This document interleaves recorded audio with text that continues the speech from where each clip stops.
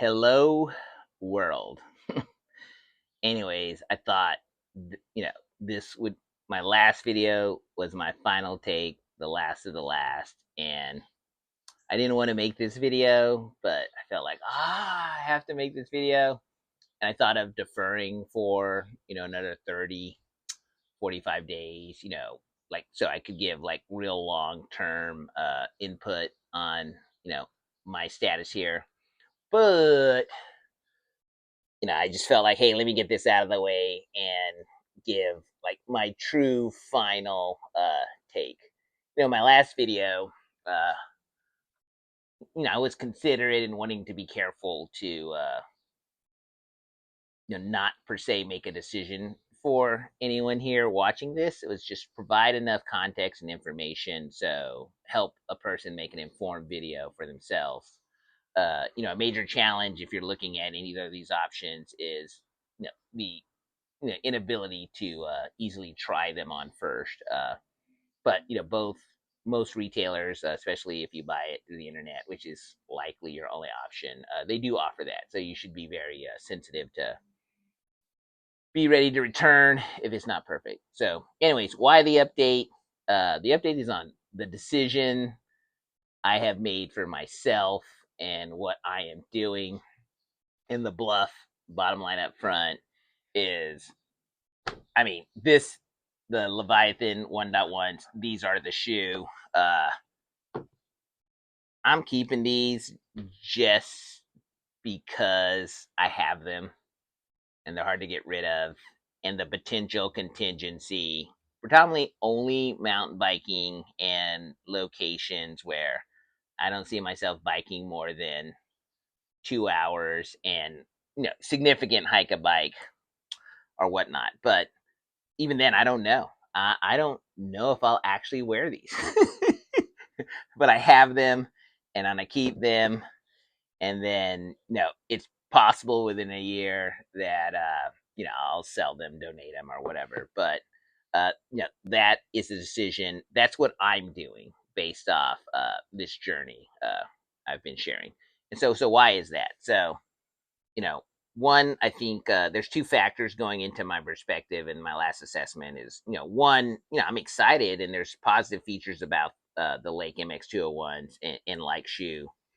And it's not that I wanted to like them; they actually work really well, and I think that did impact my perspective. But what was decisive was when I finally got these. I was just coming off about 5 week inflate. I hurt my lower back. I was significantly inflamed to the point like all I could do was walk. I couldn't work out. I couldn't bike. Just it was really bad inflammation. And so when I got these, I was just at that point where I could bike again. And all I was doing was long zone 2 rides. Because I could, and I got up to 40 plus miles. So I was riding conservatively, and that is the perspective that I assess these. And the biggest thing in all of that, which if you track my videos, was cleat position mattered. When I had the cleats further up, use more calves, more punchy, the shoes hurt. I could not ride long durations, like over an hour plus, without my midfoot just hurting, feeling the shoe through the ride because there's more flex, this is softer or whatnot. But when I moved the cleat to this position, uh that went away. The shoe was more comfortable. And again, my longest ride was over 40 miles of these or whatever consistently.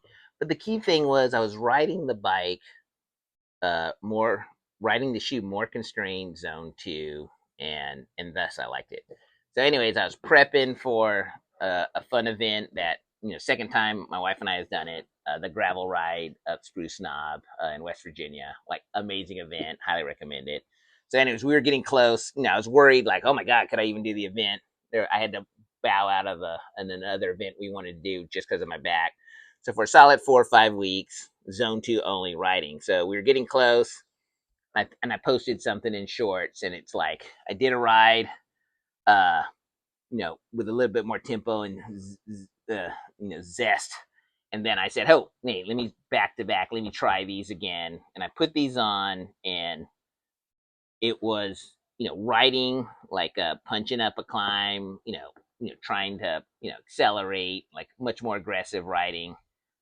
There was no comparison on the stiffness of the Leviathan, and so from a performance perspective, just that transfer of power, and that feel to the bike through the pedal, there's no comparison, right? In my opinion, and so hey, I'm definitely going with these.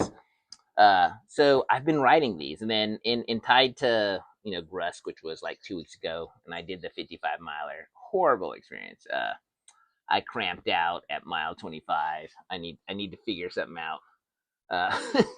But anyways, the the shoe was not a problem. I really I think I am a believer of no dorsiflexion and the width.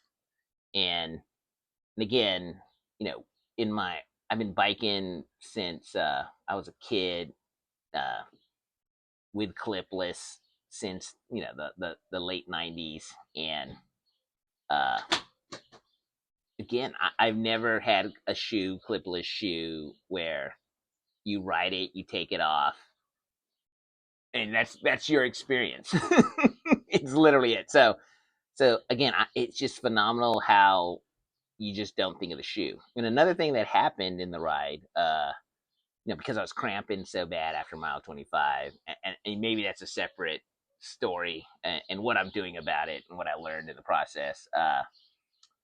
It was getting so bad around I had like 15 more miles to go, and so everything's cramping out, and so I had the idea of like, well, let me move the cleat.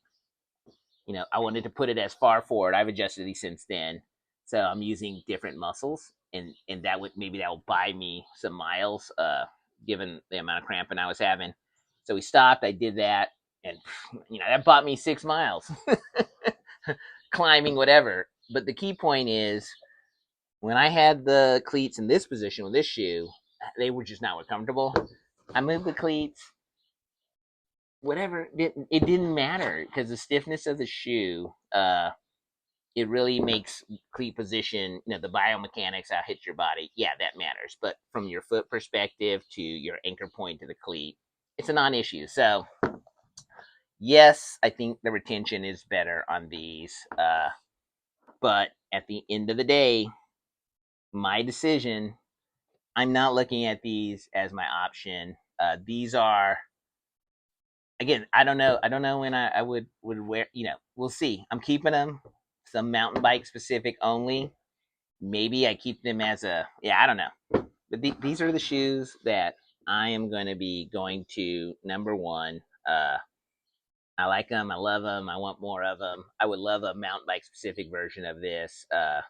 If you're looking for a road bike attention, this is not an option for anyone road biking, but these are the ones.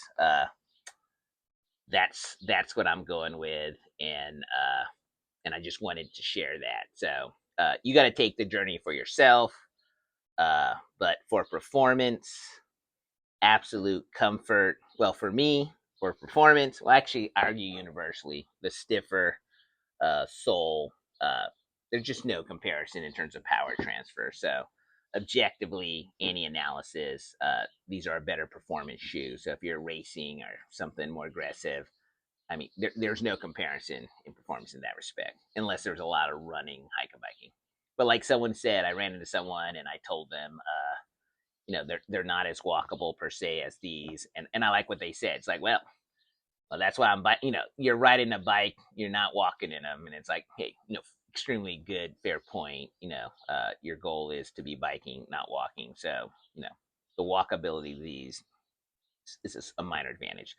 So performance, boom, these. The the it's just literally the comfort, the width, the lack of dorsiflexion. I'm really into that even more. Uh, I have to say, like, it really stood out. 55 miles, super hilly, outpost, whatever, ride, and, and just, yeah, nothing foot related. Just all comfort. After the ride, you take your shoes off. I mean, the only relief is like, oh yeah, I just took my shoes off because they were kind of, my feet were hottish. But these breathe pretty well. Even though it has this fox leather, the breathing holes on the sides or whatnot, yeah, your feet breathe pretty well. Anyways, that is my. I don't think I'm gonna post. I don't want to post anything more on these unless somebody sends me some wide shoes to try out. I don't no more. I want. This is not a cycling shoe channel. Uh, but I probably will do more on minimalist footwear. So last detail is for Leviathan 1.1 size 45 was perfect for me. I bought 45 in the MX201s, but I'm pretty confident 46 would have been a better fit. And so if you're looking at either of these, I wear zeros, XEROs. 12.5 is my go-to size. When I wear limbs, 12 and a half is my go-to size, their widest foot. And then my ultras, I still wear ultras for running, 12 and a half. So those three brands, 12 and a half is my go-to. And so, again, my feet's wide here, and thick and wide. 45s were the right fit for Leviathan 1.1s, and I think 46 would have been the right answer here. So, I mean, perspective.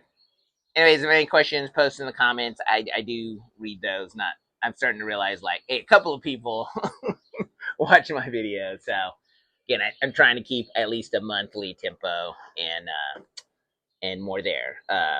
Put something in the comment if you want more. I've been thinking of like big body person transitioning to minimalist shoes and what are minimalist shoes. So if you're interested in that, let me know and I'll push that up on the timeline of what I'll talk to. So if there's no questions,